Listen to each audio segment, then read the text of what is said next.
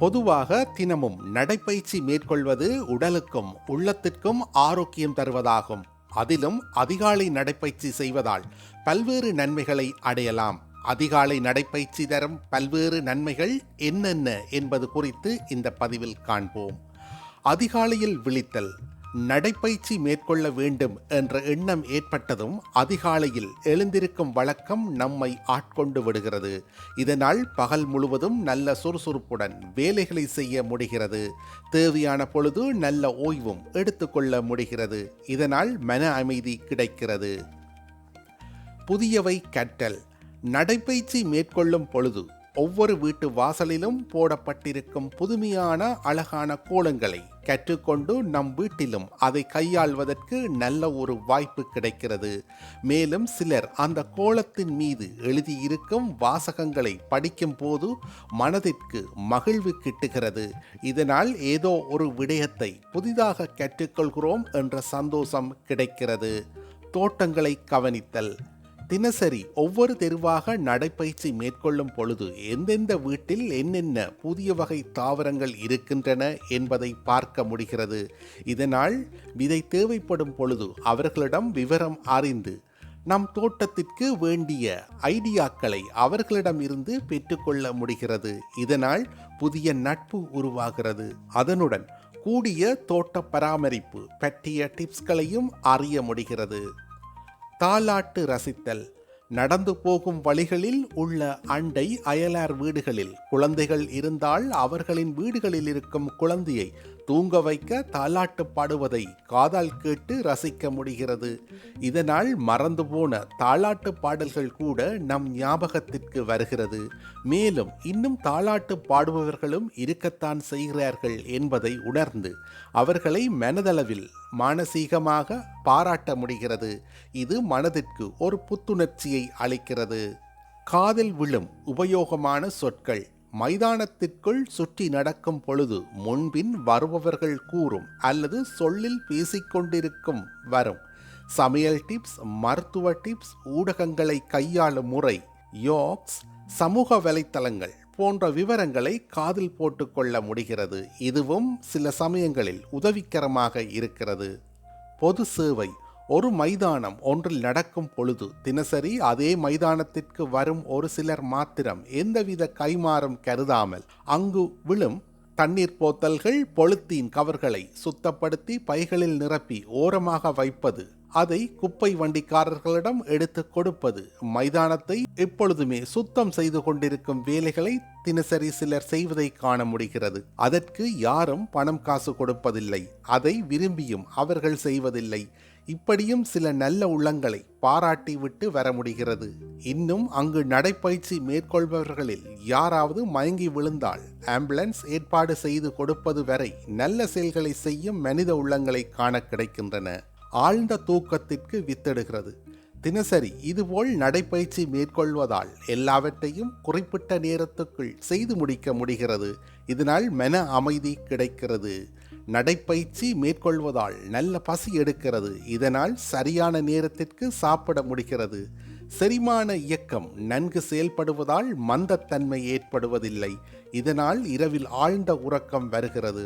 உறக்கம் கலைந்து எழும்பொழுது மனது தெளிவாகவும் கவன சிதறல் ஏற்படாமலும் சோர்வுகள் இன்றியும் நமது அன்றாட செயல்களில் கவனம் செலுத்த முடிகிறது. இவற்றையெல்லாம் மனத்திரைக்கு கொண்டு வரும் பொழுது நல்ல ஒரு நேர்மறை எண்ணங்கள் வளர்கின்றன. அடுத்த நாள் நடைப்பயிற்சி மேற்கொள்ள இது ஒரு உந்து சக்தியாக அமைந்து விடுகிறது. ஆதலால் நடைப்பயிற்சி மேற்கொள்வோம். ஆரோக்கியத்துடன் நல்ல எண்ணங்களை சேர்ப்போம்.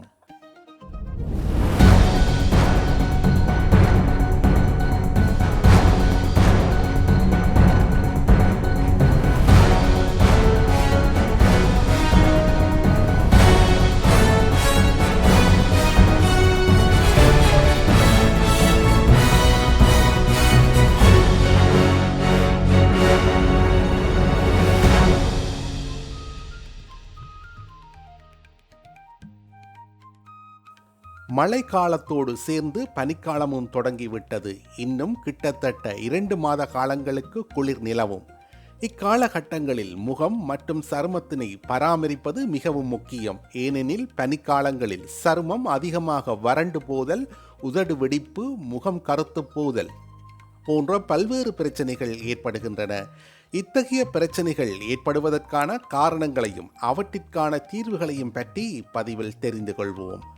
பொதுவாகவே குளிர்காலம் தொடங்கிவிட்டாலே நம்முடைய முகம் மற்றும் உடலில் வெள்ளை நிறத்தில் ஆங்காங்கே திட்டு திட்டாக தோன்ற ஆரம்பித்துவிடும். இதற்கு காரணம் சருமம் வறண்டு போதலே. சருமம் வறண்டு போவதற்கு 2 காரணங்கள் உண்டு. காற்றில் உள்ள ஈரப்பதன் அளவு குறைவாக இருத்தல், நம்முடைய சருமத்தில் உள்ள எண்ணெய் சுரப்பிகளின் செயற்பாடு குறைதல். மழை மற்றும் பனிக்காலத்தில் நம்முடைய சுற்றுப்புறமும் குளிர்ச்சியும் இருப்பதால் காற்றில் உள்ள ஈரப்பதனின் அளவு மிக குறைந்து போகிறது. பார்ப்பதற்கு சூழல் மிகவும் குளிர்ச்சியாக இருப்பது போன்று இருந்தாலும் அதில் உள்ள ஈரப்பதனின் அளவு மிக குறைவாகவே இருக்கிறது. குளிர்காலங்களில் நம் உடலில் இருந்து அதிகமாக வியர்வை வெளியேறுவதில்லை. இதன் காரணமாக நம் உடலில் உள்ள எண்ணெய் சுரப்பிகளின் செயற்பாடு குறைவதோடு குறைந்த அளவிலான எண்ணெய் பசையே உடலில் இருந்து வெளியேற்றப்படுகிறது. எனவே நம்முடைய சருமத்தின் பிசுபிசுப்பு தன்மை குறைந்து சருமம் வறண்டு போகிறது. சரும வறட்சியை தடுக்கும் வழிமுறைகள். பனிக்காலத்தில் நீர் மிகவும் குளிர்ச்சியாக இருப்பதால் நாம் அனைவரும் பொதுவாக குளிப்பதற்கு சுடு தண்ணீரையே அதிகமாக பயன்படுத்துவோம். அவ்வாறு பயன்படுத்தப்படும் போது மிகவும் சூடான நீரை பயன்படுத்தாமல் வெதுவெதுப்பான நீரை பயன்படுத்துவது நல்லது. மேலும் குளிர்காலத்தில் வழக்கமாக பயன்படுத்தப்படும் சோப்புகளை தவிர்த்து கடலைமா, பைத்தம்மா போன்றவற்றை பயன்படுத்துவது மிகவும் நல்லது. ஏனெனில் அதிக கெமிக்கல் நிறைந்த சோப்புகள் சருமத்தில் வறட்சியை ஏற்படுத்துகின்றன. குளிப்பதற்கு முன் ஆலிவ் ஆயில் சிறிதளவு எடுத்து உடல் முழுவதும் மசாஜ் செய்துவிட்டு 10 தொடக்கம் 15 நிமிடங்கள் கழித்து குளிப்பது சருமத்தின் வறட்சியை தடுக்க உதவும். விட்டமின் இ நிறைந்த பாதாம் ஆயில் மற்றும் ஒலிவ் ஆயில் இரண்டையும் சம அளவு எடுத்து குளிப்பதற்கு முன் மசாஜ் செய்வது மிகவும் நல்லது. முகத்தில் அதிகமாக வறட்சியை உணர்பவர்கள் பாலாடையை இரவில் முகத்தில் தடவலாம். மேலும் பாலாடையோடு சிறிதளவு மஞ்சளையும் சேர்த்து தடவும் போது முகத்தின் ஈரப்பதம் தக்க வைக்கப்படுவதோடு முகத்தில் உள்ள தேவையற்ற கிருமிகளும் இறந்த செல்களும் நீக்கப்படும். குளிர்காலங்களில் பெரும்பாலானோருக்கு சரும வறட்சியின் காரணமாக பாதவெடிப்பு ஏற்படக்கூடும். இத்தகைய பிரச்சனை உள்ளவர்கள் விளக்கெண்ணெய் மற்றும் மஞ்சள் சேர்த்து நன்கு பேஸ்ட் பதத்திற்கு குழைத்து வெடிப்புகளில் தடவி வருவதன் மூலம் வெடிப்புகளை சரி செய்யலாம். அதிக சரும வறட்சி இருப்பவர்கள் குளித்தவுடன் சிறிதளவு தேங்காய் எண்ணெயை எடுத்து தடவிக்கொள்வது நல்லது. வெதுவெதுப்பான நீரில் 1 ஸ்பூன் எலும்பிச்சம் பழச்சாறு கலந்து குளிப்பதும் சரும வறட்சியை தடுக்க உதவும். பெரும்பாலும் குளிர்காலங்களில் நம்மில் பலரும் நடைப்பயிற்சியோ அல்லது உடற்பயிற்சியோ செய்வதில்லை. இதன் காரணமாக உடலின் இயக்கம் குறைவதோடு வியர்வை வெளியேற்றப்படாததால் எண்ணெய் சுரப்பிகளின் அளவு குறைகிறது. இதனை தடுக்க தினமும் நடைப்பயிற்சி அல்லது உடற்பயிற்சி செய்ய வேண்டும். குளிர்காலங்களில் சுற்றுப்புறம் மிகவும் குளிர்ச்சியாக இருப்பதால் நாம் அனைவரும் வெதுவெதுப்பான உணவுகளையே அதிகம் சாப்பிடுவோம். அதிலும் குறிப்பாக அதிகமாக எண்ணெயில் பொரித்த பதார்த்தங்களை உட்கொள்ளும் போது சருமம் வறண்டு போவதோடு உடலின் ஈரப்பதமும் குறைகிறது. குளிர்காலங்களில் அதிகமாக டீ, காபி போன்றவற்றை பருகுவதும் சருமம் வறண்டு போவதற்கு ஒரு காரணம். எனவே வழக்கமாக டீ, காபி பருகுவர்கள் அதற்கு பதிலாக மூலிகை டீ, கிரீன் டீ போன்றவற்றை எடுத்துக்கொள்ளலாம். பழங்களில் அதிகமாக நீர்ச்சத்துக்கள் இருப்பதால் பெரும்பாலும் குளிர்காலங்களில் பழங்களை நாம் சாப்பிட விரும்புவதில்லை.